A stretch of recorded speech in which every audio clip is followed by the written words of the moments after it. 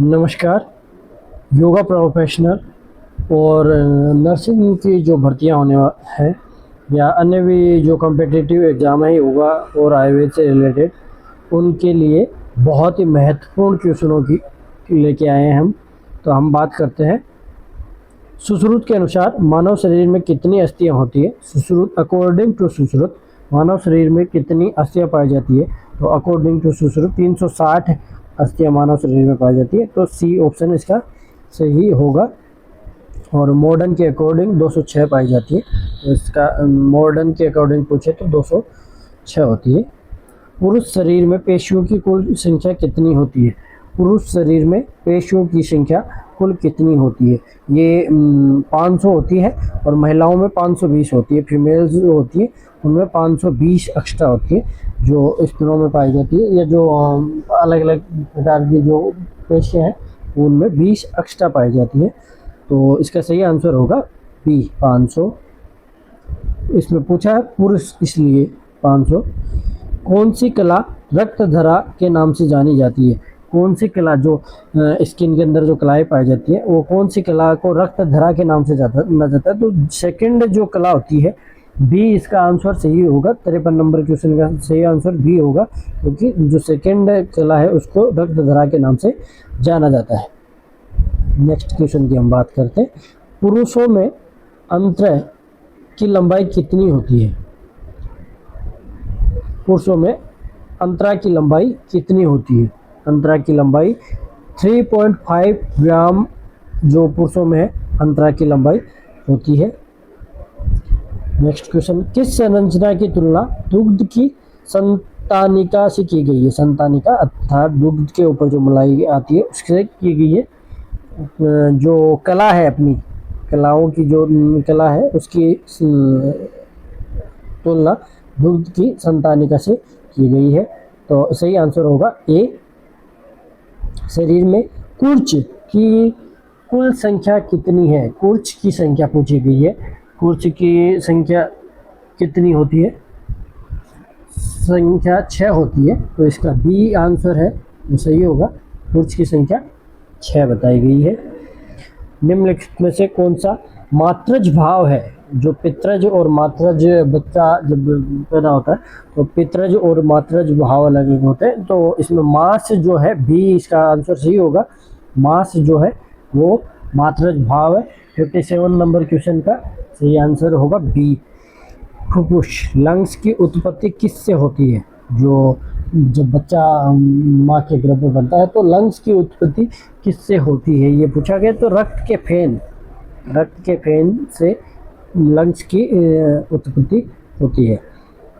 जीवन के 3 स्तंभ अर्थात त्रयोस्तंभ यहाँ पे पूछा गया है। ये 3 स्तंभ न होके त्रयोस्तंभ क्या है। तो आहार निद्रा ब्रह्मचार्य को अपन त्रयोस्तंभ कहते हैं। आहार निद्रा ब्रह्मचार्य सी इसका सही होगा।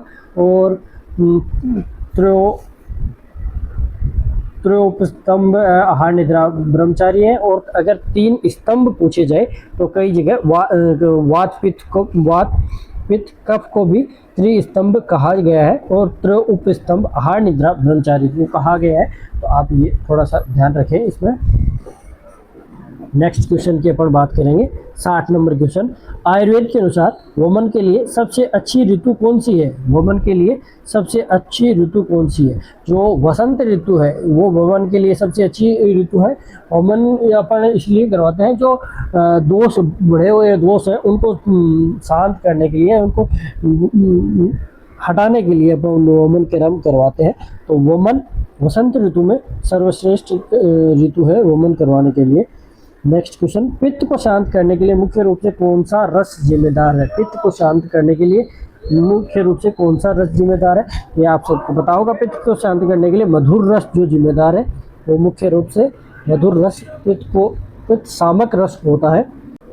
62 नंबर क्वेश्चन की अपन बात करते हैं। आयुर्वेद में रस कितने हैं। रस 6 होते हैं आयुर्वेद में। सी जो आंसर है वो 6 रस बताए गए। षड रस की बात करते हैं अपन।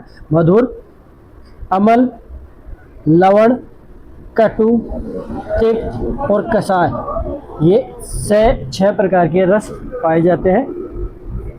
आयुर्वेद में 6 प्रकार के जो रस पाए जाते हैं वो होते हैं। अग्निमांद क्या है? अग्निमांद क्या है ये पूछा गया। कमजोर अग्नि, जो अपनी जठराग्नि होती है, जठराग्नि के 3-4 टाइप्स होते हैं, वो उसमें से एक मंदाग्नि होती है जो कमजोर अग्नि, डाइजेशन का अच्छा नहीं हो पाना, जैसे वो होती है सम, विषम, तिक्त और मंद। जो मंदाग्नि होती है वो सभी रोगों का कारण भी माना जाता है उसको, मंदाग्नि बहुत सारे रोगों का कारण माना जाता है उसको। आयुर्वेद में जिसे अमृता कहा गया है, जो गिलोय है, गुरुचि, गिलोय को आयुर्वेद में अमृता की संज्ञा दी गई है। तो ये अच्छा क्वेश्चन है, बहुत ही अच्छा क्वेश्चन है, बहुत सारे एग्जामों में पूछा भी जाता है। दिन के किस भाग में कफ की प्रधानता होती है? दिन के किस भाग में कफ की प्रधानता होती है? तो कफ की सुबह के समय कफ की प्रधानता होती है, मध्य दोपहर के समय पित्त की प्रधानता होती है और शाम के समय वात की प्रधानता होती है। यही क्रम उम्र के अनुसार भी, वय के अनुसार भी रहता है। पंचकर्म का मुख्य उद्देश्य क्या है? पंचकर्म का मुख्य उद्देश्य पूछा गया तो शोधन, डिटॉक्सिफिकेशन पंचकर्म का मुख्य उद्देश्य। आयुर्वेद की जो कर्म है पंचकर्म, उसमें बॉडी को क्लिनजिंग करने का काम किया जाता है, जो दोष, बढ़े हुए दोष है उनको बाहर निकालने का काम किया जाता है। निम्नलिखित में से कौन सा सात्विक भोजन है? 67 नंबर क्वेश्चन के ऊपर बात कर रहे हैं। सात्विक भोजन कौन सा है? तो सात्विक वो भोजन है जो अपने अंदर पॉजिटिविटी लेके आए, वो सात्विक भोजन है। तला भुला ताजे फल सब्जियां, तो ताजे फल और सब्जियां जो है वो अपने अंदर पॉजिटिविटी लेके आते हैं, तो ये सात्विक भोजन है। सत्व, रज और तमस को क्या कहा गया है? सत्व और रज तमस को मानस गुण कहा गया है, या त्रिगुण भी इनको कहा जाता है। तो बी इसका आंसर सही होगा, बी आंसर इसका सही है। ये मानस दोष भी है, सत्व को दोष नहीं माना जाता है, रज और तम को दोष माना जाता है, लेकिन इनको त्रिगुण भी कहा जाता है। आम पाचन किससे संबंधित है? आम पाचन किससे संबंधित है? आम का पाचन, बी जो ऑप्शन है ये सही होगा। आम पाचन होता है जब आम जी उसको बोलते हैं जब खाना अध पका खाना हो, जब अपने डाइजेशन प्रॉपर तरीके से नहीं हो, अग्नि मंद हो, तो खाना प्रॉपर तरीके से डाइजेस्ट नहीं हो पाता, उसको आम कहा जाता है। और उसको अपन किसी प्रकार से औषधि या किसी भी कर्म के द्वारा उसको पचाते हैं, तो उसको आम पाचन कहते हैं। कौन सा दोष पृथ्वी और जल का प्रतिनिधित्व करता है? दोष कौन सा दोष है जो पृथ्वी और जल का प्रतिनिधित्व करता है? तो कफ दोष। इसके अंदर दो महाभूत है वो प्रधान रूप से पाए जाते हैं। आयुर्वेद में उठने का सबसे अच्छा समय क्या है? ब्रह्म मुहूर्त आयुर्वेद में उठने का सबसे अच्छा समय है, आप सभी को पता है, ये बहुत ही सिंपल सा क्वेश्चन है। अभ्यंग, सौ मालिश, अभ्यंग जो होता है उसके लिए पूछा गया। के लिए सबसे अधिक कौन सा तेल उपयोग किया जाता है? कौन से तेल का उपयोग किया जाता है? तो आयुर्वेद में तिल के तेल को सर्वश्रेष्ठ तेल माना गया है। तो इसमें सी ऑप्शन है, जो स्निग्धता उसके अंदर अच्छी होती है, लुब्रिकेशन अच्छा होता है बॉडी के लिए, जो वात दोष को कम करता है, जो कफ दोष को बढ़ाता है, वात दोष को कम करता है, अभ्यंग जो क्रम होता है। तो ये इसमें सी ऑप्शन सही होगा। शरीर की शुद्धि, डिटॉक्सिफिकेशन करने की प्रक्रिया को क्या कहते हैं? इसमें अभी अपन ऊपर इसका ही तो क्वेश्चन भी आया था, पंचकर्म। इसका सही आंसर होगा पंचकर्म। पंचकर्म के द्वारा अपन बॉडी को डिटॉक्सिफिकेशन करते हैं। जैसे दिनचर्या अलग चीज़ है, रसायन अलग चीज़ है, संबंध अलग चीज़ है। इनमें से कौन सी रोग प्रतिरोधक क्षमता बढ़ाने वाली लोकप्रिय जड़ी बूटी है? जो लोकप्रिय जड़ी बूटी जो सबको पता है, अपने सबके घर में पाई जाती है, तुलसी। सारी ही है लेकिन सबसे अधिक तुलसी अपने सबके घर में पाई जाती है, और हमेशा कहा जाता है कि तुलसी को नियमित रूप से सेवन करने से इम्यून सिस्टम अच्छा बनता है। तो तुलसी इसका ये सिंपल सा क्वेश्चन है। कफ को संतुलित करने के लिए किस स्वाद के भोजन को कम करना चाहिए? मतलब इसमें पूछने के लिए क्वेश्चन ये पूछा गया है कि कफ दोष को कौन सा रस है वो बढ़ाता है? कफ कौन से रस के सेवन से कफ का बढ़ता है? तो मीठा अर्थात मधुर जो रस है, मधुर रस के अत्यधिक सेवन से कफ बढ़ने लगता है। तो अगर कफ बढ़ रहा है तो आपको मधुर रस का कम सेवन करना चाहिए। निम्नलिखित में से कौन पाचन में सुधार के लिए जाना जाता है? इसमें जो अदरक और शुंठी है ये अपने डाइजेशन को बेटर बनाते हैं, तो इनका अपने को अपन अलग अलग प्रकार से इसका सेवन भी करते हैं, सब्जियों में डाल के या अलग अलग प्रकार से इसका सेवन अपन करते हैं। आयुर्वेद में शल्य चिकित्सा के जनक के रूप में किसको माना जाता है? महर्षि सुश्रुत को शल्य चिकित्सा का जनक कहा जाता है। बहुत ही सिंपल क्वेश्चन। आयुर्वेद की कौन सी शाखा बाल रोग पीडियाट्रिक से संबंधित है? कुमार भरते। कुमार भरते बी जो ऑप्शन है तो सही होगा, कुमार भरते आयुर्वेद की पीडियाट्रिक से संबंधित है। चिकित्सा पाद कितने होते हैं? चिकित्सा पाद कितने होते हैं? तो 4 चिकित्सा पाद होते हैं, रोगी, परिचारक और औषध, और 4 चिकित्सा पाद होते हैं। नेक्स्ट क्वेश्चन में आ जाएगी जानकारी। ब्रह्म मुहूर्त किस समय माना जाता है? दो सूर्य उदय से पहले का जो समय होता है ब्रह्म मुहूर्त, उसको माना है 2 घड़ी पहले का जो समय होता है उसको माना जाता है। नेक्स्ट क्वेश्चन, निम्नलिखित में से कौन सा पंच महाभूत नहीं है? बहुत सिंपल क्वेश्चन है।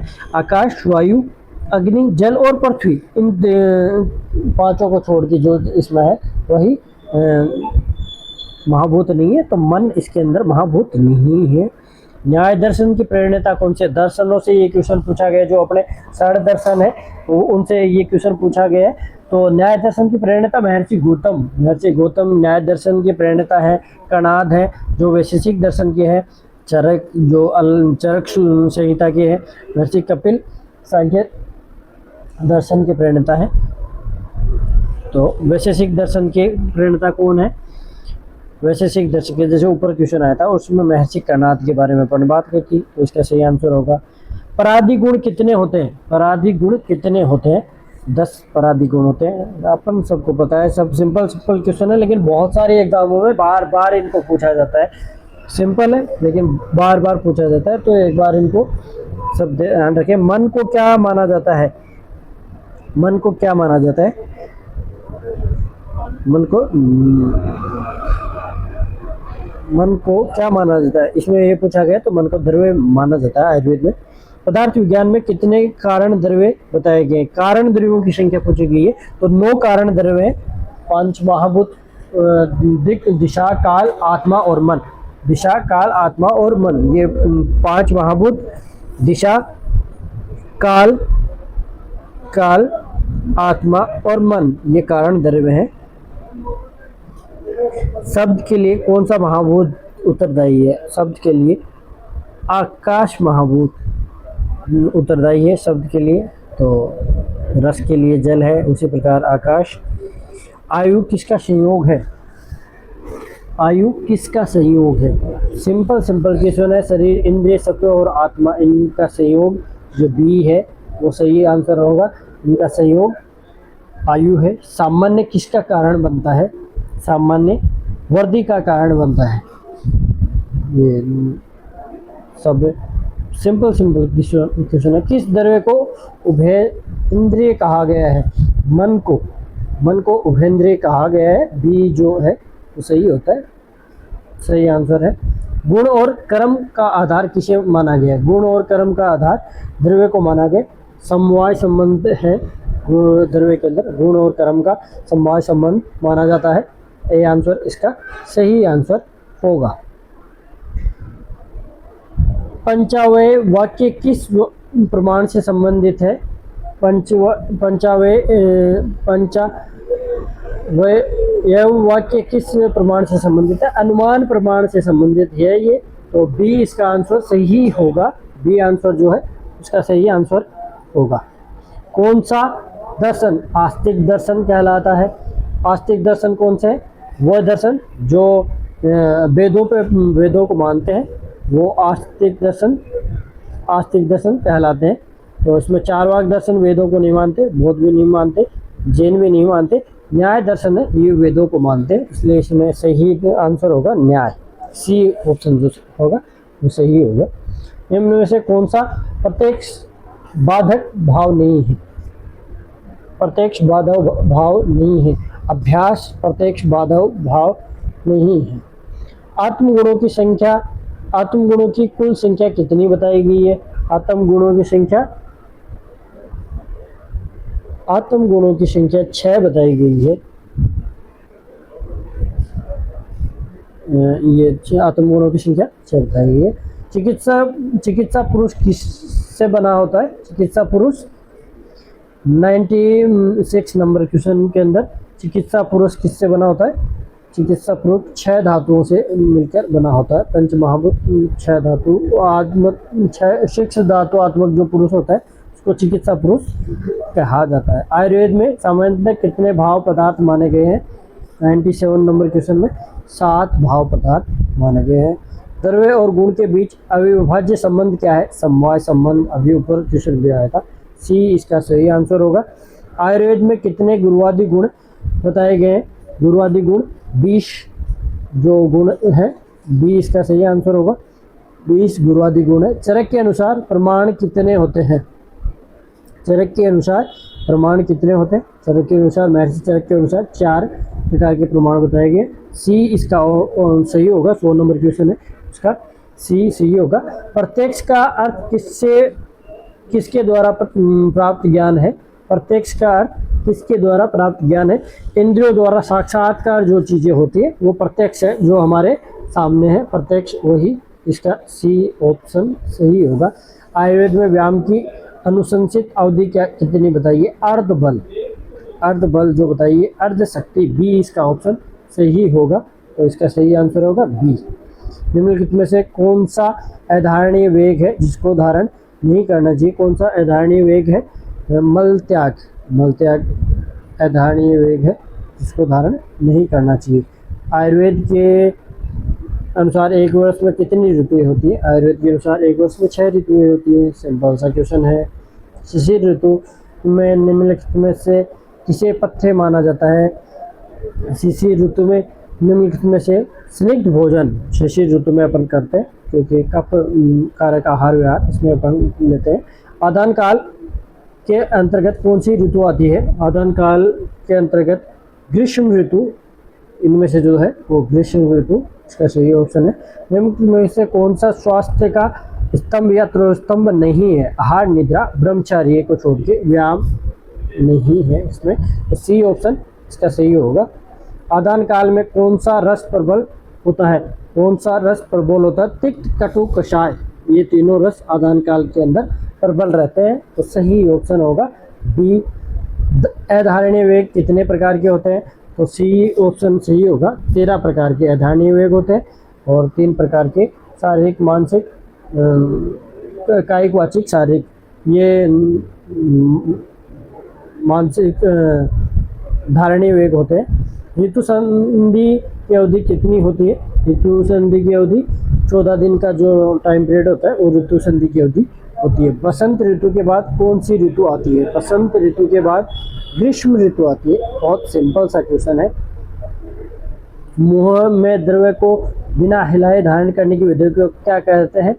गंडूश, बी जो ऑप्शन होगा इसका सही ऑप्शन होगा गंडूश। कवल के अंदर, मुंह के अंदर द्रव्य को संचरण किया जाता है। आयुर्वेद के अनुसार पीने के लिए सबसे अच्छा जल कौन सा होता है? आयुर्वेद अंतरिक्ष का जो जल होता है वो सर्वश्रेष्ठ जल बताया गया। ए ऑप्शन इसका सही होगा। हंसोदक किस ऋतु से संबंधित है? हंसोदक शरद ऋतु का जो जल होता है, जो रात्रि की सूर्य की रोशनी और चंद्रमा के से चार्ज हो जाता है उसको हंसोदक कहा जाता है। तो हंसोदक शरद ऋतु से संबंधित है। ये कुछ महत्वपूर्ण क्वेश्चन थे और नेक्स्ट वीडियो में हम और भी महत्वपूर्ण क्वेश्चन आपके लिए लेके आ रहे हैं। तो आप हमारे वीडियो को लाइक करें, शेयर करें, सब्सक्राइब, हमारे चैनल को सब्सक्राइब करें ताकि आपके पास ये वीडियो पहुंच सके। धन्यवाद।